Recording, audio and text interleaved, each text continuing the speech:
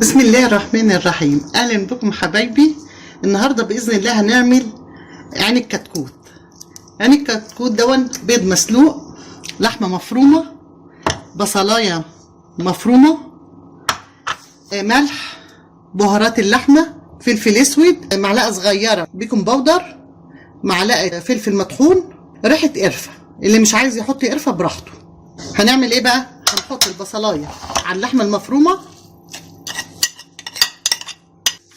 حطينا البصلايه، هنحط معلقه الفلفل المطحون، طبعا اخضر احمر زي ما انتوا عايزين، معلقه البيكنج باودر، معلقه صغيره ملح، بهارات اللحمه، فلفل اسود، وزي ما قلت لكم قرفه على حسب ما انتوا ايه عايزين. نحط الحاجات دي كلها على بعضيها كده.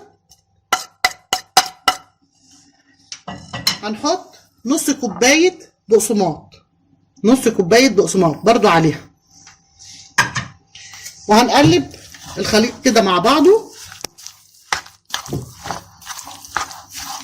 نص كوبايه دقيق بقسماط، ولو الواحد ما عندوش الدقيق البقسماط شويه بقسماط ناشفين كده يطحنهم في قلب الكبه بتاعه الخلاط هيدينا ايه الدقيق البقسماط. نقلب الخليط كله كده زي ما هو ببعضه كده بالشكل ده كده.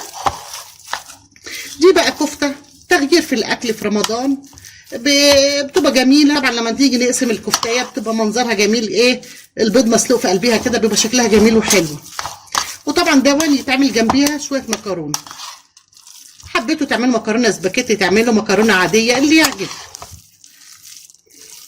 بس هي جميله وهي جنبيها ايه شويه مكرونه جنبيها كده. وطبعا برضو اللي يحب يحط شويه بقسماط شويه بقدونس اخضر يحط، واللي ما بيحبش براحته برضو.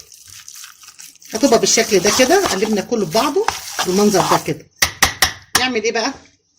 هنعوز ايدينا زيت، هنعوز ايدينا زيت كده، ونروح واخدين ايه القطعه اللحم بالشكل ده كده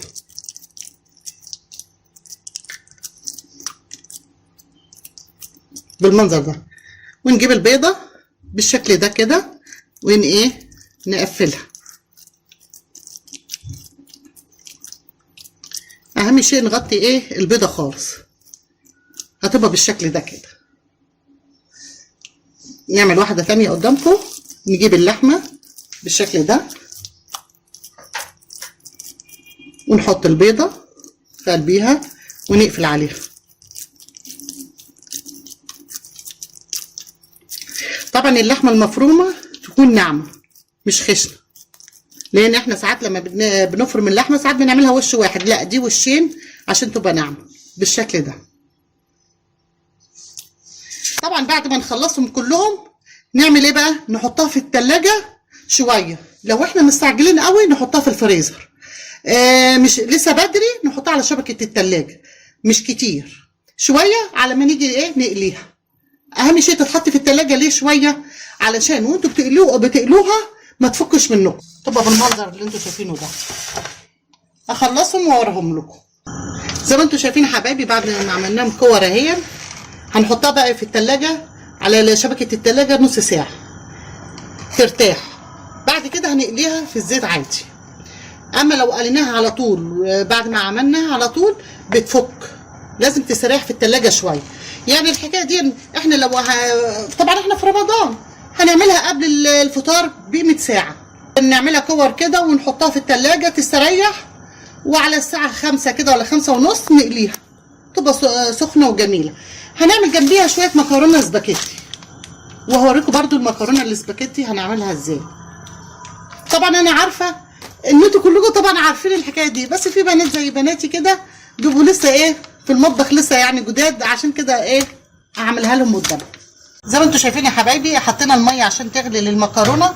طبعا الميه بتبقى كتيره واحنا بنسلق المكرونه، لان الميه لو بقت قليله المكرونه هتعجن في بعضيها. لازم الميه تبقى ايه كتيره زي ما انتوا شايفينها كده نص الحله اهي. هنحط عليها معلقه ملح، شويه ايه زيت صغيرين.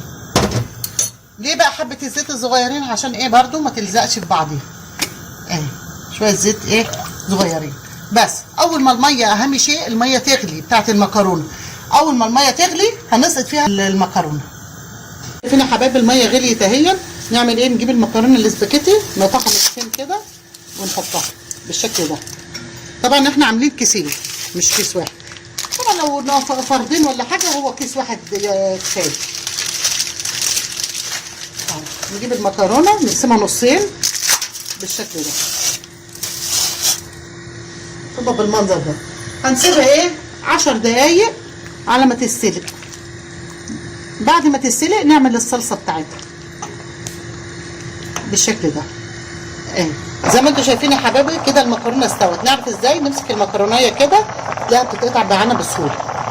نعرف انها استوت. ناخدها في مصفى نصفيها في مصفى وتحت الحنفيه ونشطفها. يبقى كده سليق المكرونه كده خلص. انتوا شايفين يا حبايبي نروح حاطين حبه زيت كده. احنا دلوقتي هنعمل الصلصه بتاعه المكرونه. حطينا حبه زيت او عايزين تحطوا حته سمنه اللي يريحها. هنجيب معلقه ثوم اللي احنا عاملينه سوا مع بعض. الثوم اللي احنا كنا عاملينه مع بعض اهو. هنجيب معلقه كده اهو ونخليها تحمر. يا دوب هتصفر وهنحط الوش.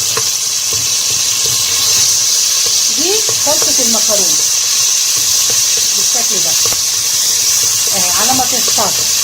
زي ما انتم شايفين يا حبايبي التومه كده بدات تحمر. نحط ايه شويه بهارات من بهارات اللحمه. نحط شويه فلفل اسود. شويه فلفل اسود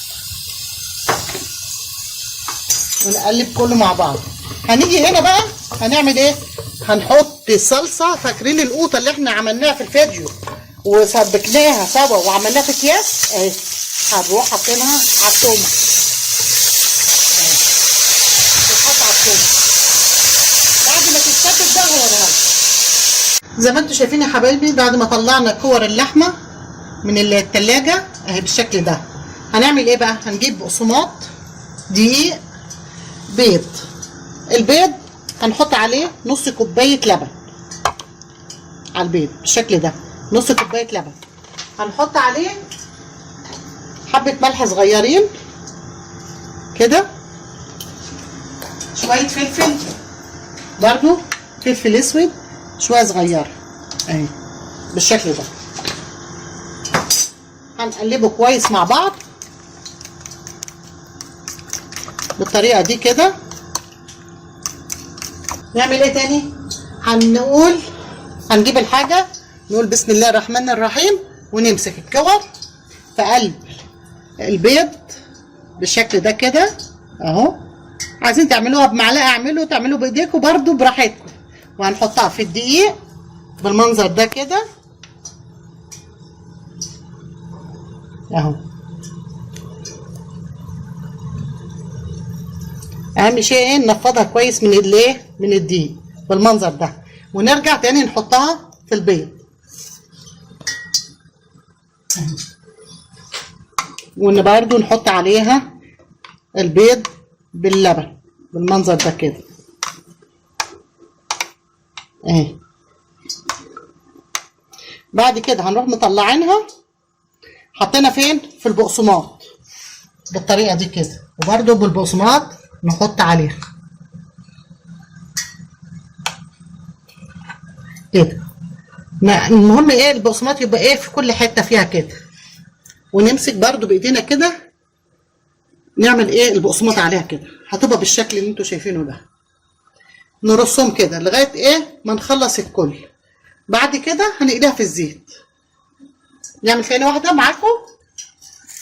هنجيب الكفتايه بالشكل ده كده وهنحطها في البيض ونقصها بيض بالمنظر ده كده من كل حته. اهم شيء تتعص من كل حته عشان ايه؟ لما نيجي نحط الدقيق يمسك فيها اهو بالمنظر ده كده. هنروح حاطينها في الدقيق وبرده الدقيق نحطه عليها بالشكل ده. بعد كده هناخدها بايدينا كده عشان ننفض الدقيق منها اهي بالمنظر ده كده. بعد كده نروح حاطينها في البيض تاني ونحط عليها البيض دي بقى الكفته بتاعت اللي اسمها عين الكتكوت، احنا مسميينها عين الكتكوت، تبقى جميله جدا وتغيير في الاكل، وغير كده ما بتاخدش وقت، على في ثواني بتتعمل. نروح حاطينها في البقسماط، وبرده نحط البقسماط عليها، وشكلها وطبعا لما بتتفتح ويبان منظر البيضه الاطفال بيحبوها جدا، بتفرحهم، بتبقى منظرها جميل وحاجه. ونعمل جنبيها برده زي ما قلت لكم شويه مكرونه وشويه شيبسي ايه جنبيها اهي بالشكل ده، والرز لغايه ما نخلص الكميه وبعد كده هنقليها. شايفين يا حبايبي الصلصه بتاعت المكرونه اتسبكت بالشكل ده كده. هنعمل ايه؟ هنحط المكرونه عليها. دي المكرونه بعد ما شطفناها هنيجي نحطها ايه على الصلصه. نقول بسم الله الرحمن الرحيم ونحطها. طبعا اللي عايز يخليها بيضه كده ويحط بس على الصلصه بعد ما يسقيها في الطبق يحط الصلصه عليها، بتبقى برده جميله وحلوه، بس انا بحب احطها في الصلصه كلها بالشكل ده، ونقلبها من تحت كده. طبعا اللي عايز بقى برده يحط عليها شويه لحمه مفرومه يحط، واللي عايزه كده هو، لان احنا عاملين عين الكتكوت جنبيها وهيبقى شويه شيبسي جنبيها، مش محتاجه حاجه تاني. طبعا اول ما نحطها في الصلصه على النار دقيقه واحده، وبعد كده نطفي عليها البوتاجاز، ما نسيبهاش تاني على البوتاجاز كتير.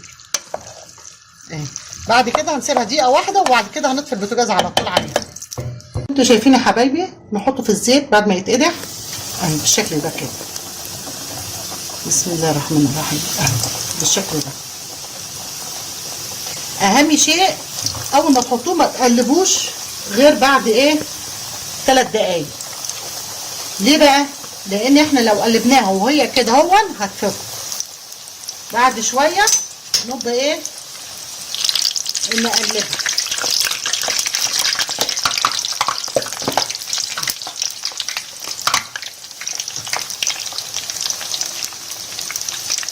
بالمنظر ده كده.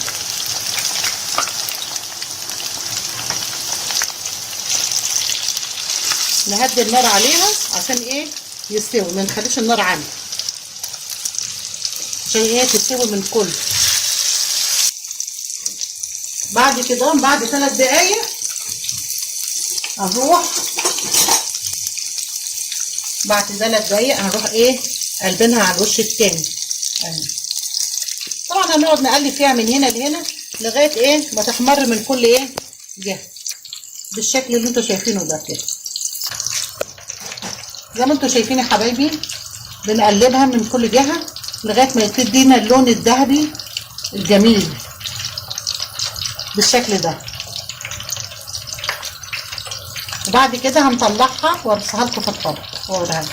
زي ما انتوا شايفين يا حبايبي ايه واحنا بنحمر كور الكفته هنعمل ايه؟ نحط شويه بطاطس شيبس حواليها كده يحمروا جنبيها منها عشان نخلص بسرعه اهو. حطيت شويه بطاطس شيبس بالطريقه دي منها هي هتتحمر والبطاطس حواليها هتحمر بالشكل اللي انتوا شايفينه ده.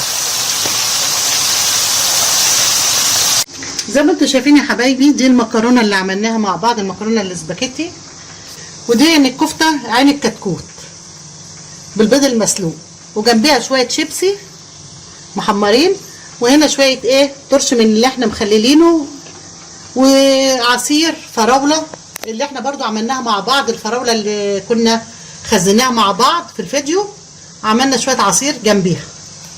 وكده دي وجبه فطار النهارده. طبعا هنفتح واحده قدامكم بالشكل دون اهي. دي منظرها، ادي البيض المسلوق من جوه، وادي اللحمه المفرومه، وجنبيها وفوقيها طبقه البقسماط. دي اكله خفيفه كده وسهله وجميله جدا في الفطار في رمضان وفي اي وقت تاني، وبيبقى تغيير في الاكل. ولو عجبكم الفيديو اشتركوا في مطبخ ماما بطه واستنوني في فيديو جديد، والسلام عليكم ورحمه الله وبركاته.